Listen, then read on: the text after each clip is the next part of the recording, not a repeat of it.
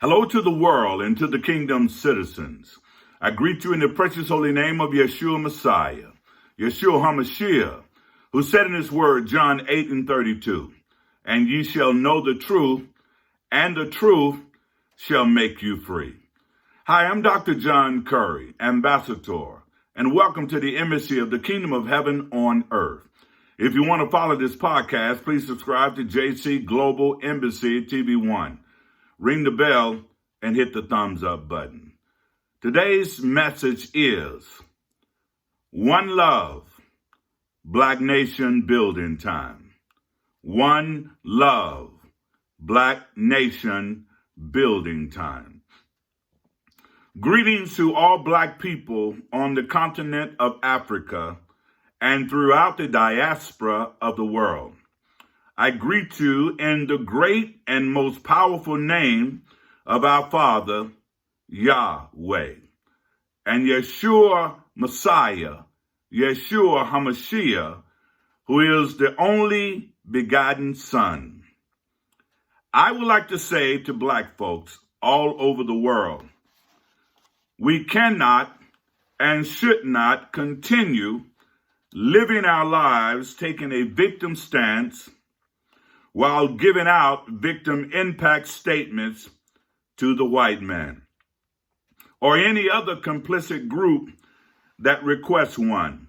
Meaning, the request will be for us to tell them how bad they have been treating us for over the last 400 years.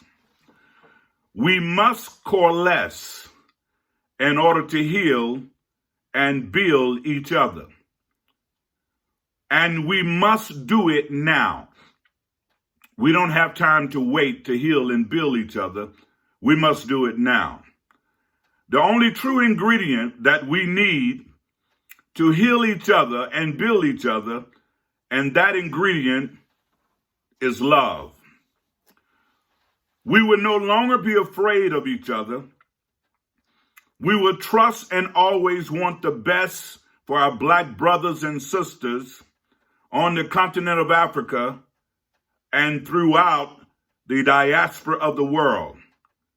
This is what we must do, and we must do it now. We must break through the plantation and colonialism psychosis as we relearn how to love our Blackness.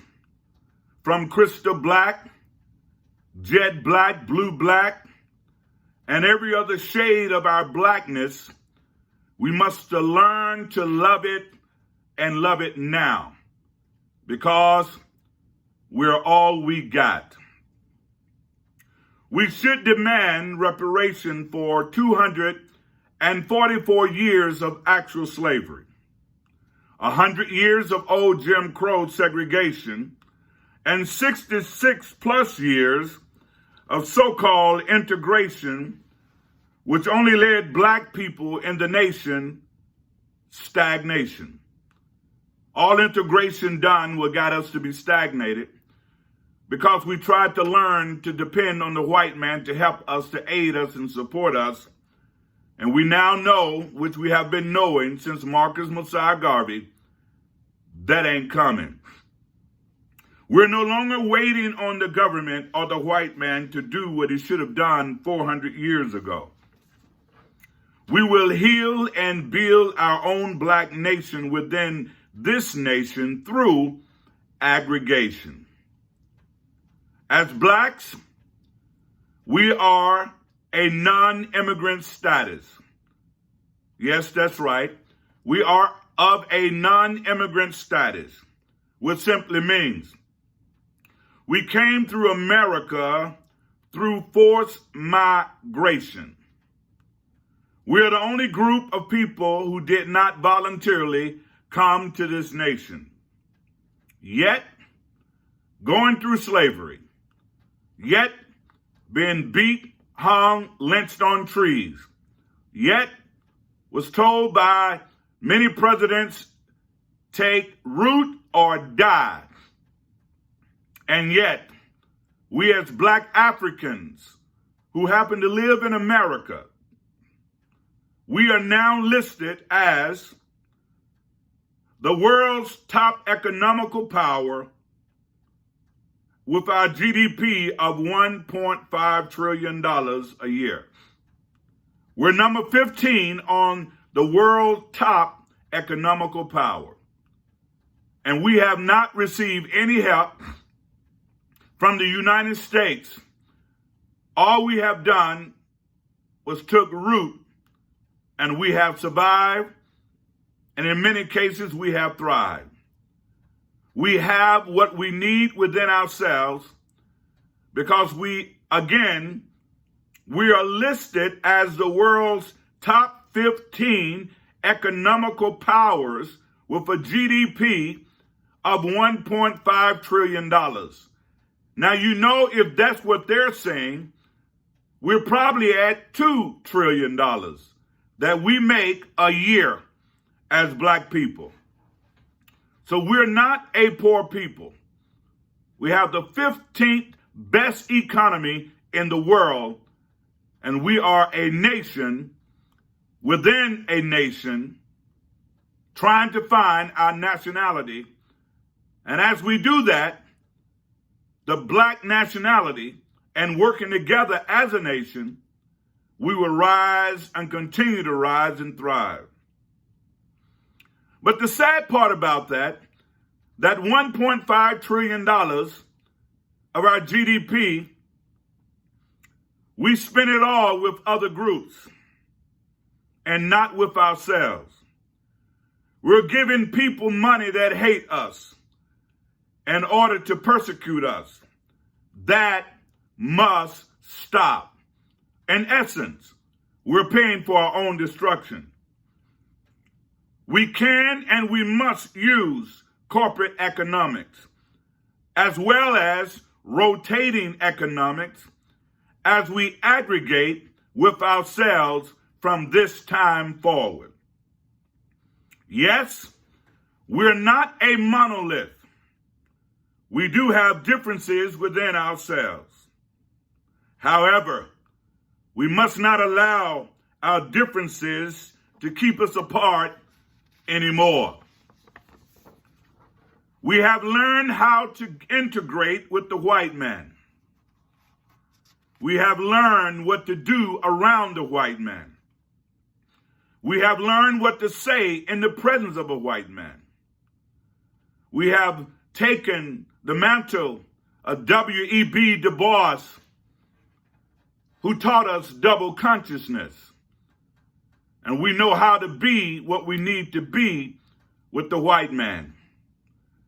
Now we must relearn how to integrate with each other so that we can be what we need to be with each other.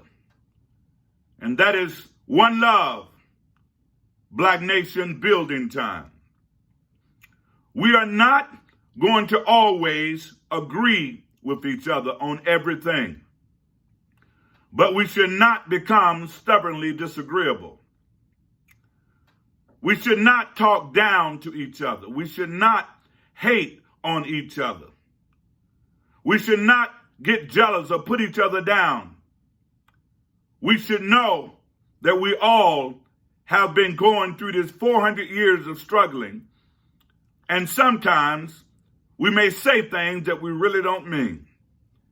We must have patience with each other. We must understand that we're still coming through Stockholm Syndrome. We must understand that we're still working our way through post-traumatic slave syndrome.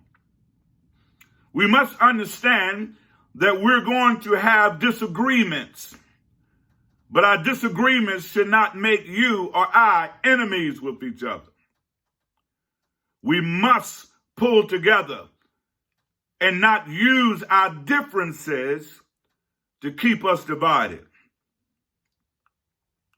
You see, we're at the door of our liberation, and we should not be fighting over which foot we should use to enter into our freedom. You see, our differences must be our strength.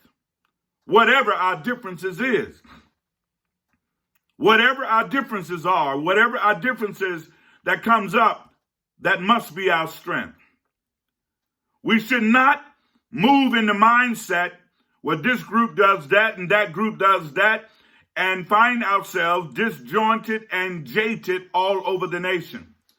We must take the best of each other. We must take the best of each other, take the best of our differences and pool them into one, coalesce into one, and be the black nation that I know we can be. Our differences, whatever they are, must become our strength. And yes, we must not let our religion dislocate us anymore, nor disjoint us. It was Joshua, a great warrior in the scriptures. I believe in Joshua chapter 24. It was Joshua who said, "If it seems evil to you to serve Yahweh, choose you the God of whom you will serve." But he went on to say, "But as for me and my house, we will serve the Lord." But you as black people, me as being black, should not allow religion to keep us disjointed. The word of God goes on and says, "Let every man, also woman, work out his own salvation." But know this, it was Yahweh that's brought us out of 400 years of bondage, slavery in America. We know who he is. So let us not be divided by our religion anymore.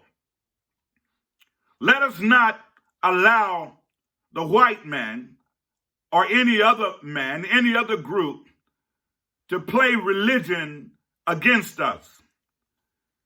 Because as research has already said, the European puppet masters, the white man, not all, but majority, at 42% that are supporting President Donald Trump, that percent right there, 42%, and those others that are complicit to him, have always used Christianity and religion as a tool to maintain their white supremacy.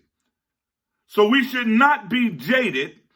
We should not be disjointed. We should not be to the point where we think because we disagree with one another on biblical texts or disagree with one another on certain parts of scripture, that should divide us and keep us from loving each other. Well, why is that important? It's because the word of God says, "Love thy neighbor as thyself." In essence, we must respect our differences and use those differences to build us up, and never, ever to allow religion to divide us again. See, it doesn't matter if you're Presbyterian, if you're Muslim, if you are Koji, if you apostolic, if you holiness, if you black, you're still going to be attacked by the same white man. You see, we have been trained to love the white man by a slave trainer called Willie Lynch. Now we must be retrained and renewed in our mind to love one another, to trust one another, to depend and respect one another. And when we do that, we'll be breaking the strongholds of brainwashing and curses that many of the white oppressors, and especially Willie Lynch, has put upon us. We must train our children to honor their father and their mother. They must be trained to respect all of their elders within the community. They must be taught education for black liberation. They must know the difference. They must know that the love that we have for each other will bring us out. We must take back our families from the white supremacy court system. We must stop our children, stop our teenagers, stop each other from getting in the system of white supremacy by using drugs, guns, ending up in the new plantation of prison industrial complex. We must train our children how they must obey the law and obey what the community calls for them to do. They must be trained with a village concept, that it takes a village to raise a child. We must make sure our young people are following good character and operating in good character. They're operating in excellence. We should not knowingly, as black people, throughout America and throughout the continent of Africa, as well as the diaspora as a whole, we should make a contract with our own mind, with this black love, one love, black nation building time. We should move and operate with excellence and great character. We shall not knowingly murder, rob, steal, or hurt each other anymore. We shall not kill each other, because when we kill each other, our numbers go down.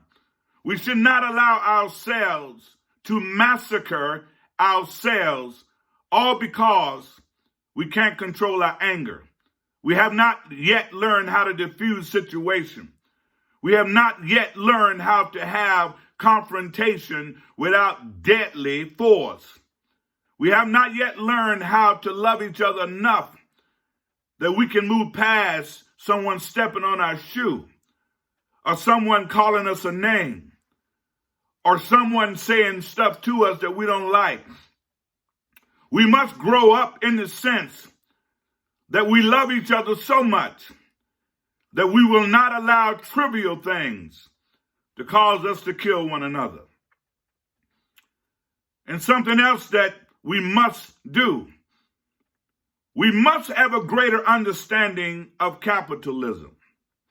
Yeah, there are many that say that black people just want socialism, and black people do not know how to operate in capitalism. Well, capitalism is what many blacks are already operating in. Just in case you didn't know it, we already have 25 black banks. We already have black restaurants popping up. Soon we'll be having black hospitals. Soon we'll be having black airports. Soon we'll be having black hotels. Soon we'll be having what we had before. That time is coming, and now is. So we must have a greater understanding of capitalism. Well, what is capitalism? That is owning and controlling land, tools, while using other people's resources to enrich ourselves. Let me say it again. Capitalism is owning and controlling your own land, using your own tools, while using other resources, such as people and other resources, to enrich yourself. Like the white man, the Asian man, the Hispanic man, the Chinese man, the Japanese man, whatever man you can think of, they've been doing that for the last 150 years. And guess who they have been using to be able to maintain their status? They've been using black people. That $1.5 trillion that we so happily give away to everybody else without aggregating with ourselves. That time is over. Now it's our time to heal and build our own black nation. So that's capitalism. Now politics. Dr. Claude Anderson told us a lot about capitalism and politics and his book called Powernomics, of which is on my shelf right here that you can see. You see, we must also have a greater understanding of politics that businesses use to remain in control. The politicians only have one role, and that is to protect the property that is owned by business owners. It's called a quid pro quo. A quid pro quo. Now, what does that mean? That means that they would advocate for you as a black business owner if, in fact, you have a business downtown, or if, in fact, you have a business anywhere, they will come out on your behalf. So when people are marching and protesting and want to tear stuff down, they can get the police officer, police chief, possibly bring in the National Guard to protect your building, to protect your business. That's a quid pro quo. So politicians can be used only to protect those that have businesses. So many times when people are protesting, they're protesting without receiving policies in order to change the law. But since many blacks do not have black businesses, it's hard for us to change policies or to change the law because we have no skin in the game. We're just consumers. That must stop, and it must stop now. And we have to actively participate in the system of America from a capitalistic point of view. And yes, our heart can be socialism as we're helping other people while we're operating in capitalism. Now, what does that mean? When you have a lot of money, you can give out things to people free of charge. But if you don't have a lot of money, you don't operate in capitalism, you may have the heart to want to help other black folks, but you don't have the money to do it. So when we operate in capitalism, that means we're building up our own black wealth. Now, here's the thing that's many times go overlooked. Just think about this. We're making $1.5 trillion.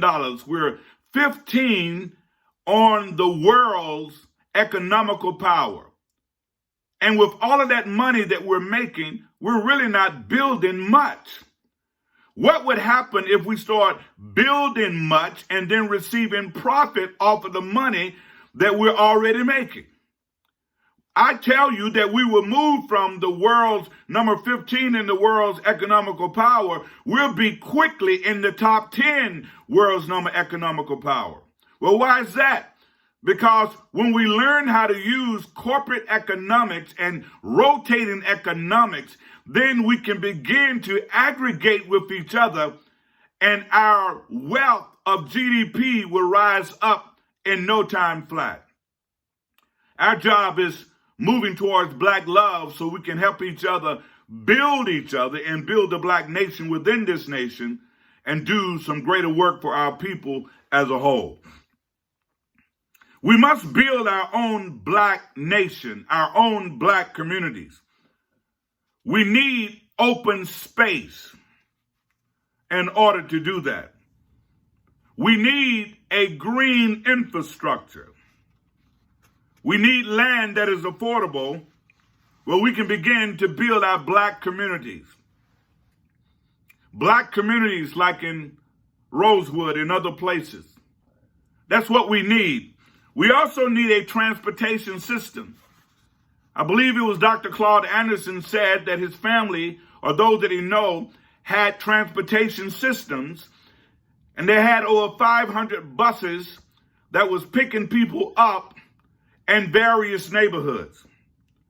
We need a workable transportation system, be it a bus line, be it cabs, whatever it takes. We need to be able to do that. We need enough space where people can, in the new black neighborhoods. I mean, it can be a Wakanda, but it also can be an environmental structure of black neighborhoods where people can just go out for a walk, where they can ride bicycles in different places. We need people power. And that power, so we can begin to form and build a grid. We need a grid that our communities and our cities can be upon. We need to revisit Black Wall Street, 1921. We also need to revisit Rosewood of 1923. We have the capacity, we have the money, we just need to do it. We're not talking about segregation. We're talking about black communities. We're talking about not only black communities, but black communities that are thriving within this nation. We're talking about black people living in their own communities, thriving in an integrated system while we are aggregating with each other in order to build our own black communities, our own black nation within the nation of America. Now, it's already being done all over America. You have white communities all over America. You have even some white states where the majority of people that live in those states are white. Why is it that sometimes for us as black folks, when we think of coming together, the first thing we start to worry about is what the white man gonna say? Is the white man gonna approve of it? Well, we shouldn't care what he says, and we shouldn't care what he approves of, because he's killing us all over the world. And I believe we need a time where we can walk down the street and see black folks, and we can be able to begin to love upon each other, and we can begin to build each other and help each other to thrive, to be what we know we can be. This is our time now, Black Nation building time. We need our own communities. And no, it's not that we hate white folks or any other folks. It's just that we need our own place. We can visit in and out of other spaces. We can see them at the workplace. We can see them at the supermarket if they come to a black supermarket. We can see them in various places, but we still need our own place. Black Nation building time. Now, I know that some of us as blacks are not ready for that because we're so attached to the white man. We are so attached to what he's done to us, in us, with us, and through us. And sometimes we feel that to be around all black folks, it will not work. And I'm here to tell you, that's the way it was when I was growing up. It worked then. It worked in Rosewood. It worked on Black Wall Street. And it's working in many other black communities around the world today. We have to come out of the Willie Lynch syndrome, and we have to start to love and build and help each other. But first, we got to heal ourselves as we build ourselves and build our communities. You see, we must vote as a black bloc. That's what I said. We must vote as a black bloc.